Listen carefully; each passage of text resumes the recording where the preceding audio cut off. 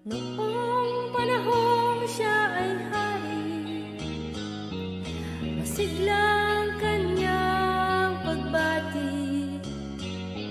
Mahigpit ang hawak ng mga daliri, at ang lakad na may matuwid. Mahusay ang kanyang talumpati, makisig kung siya ay magdamit. Malalim ang kanyang pag-iisip, at lahat ay sa kanya nakatitig. Ngunit ngayong siya'y pagod na,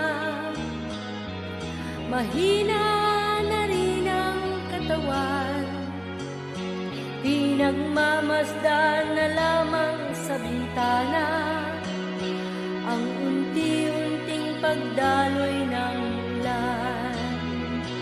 At ang unang tanong sa umaga, kung ano ang kanyang nagawa sa paglipas ng 90 taon, nang siya'y malakas at bata pa. Si Lolo Jose, si Lolo Jose, si Lolo Jose ay matanda na, ngunit mahal ko pa si Lolo Jose, kahit siya ngayon ay laos na. At tapis sa piling ng mga alaala, lagi na lamang nag-iisa.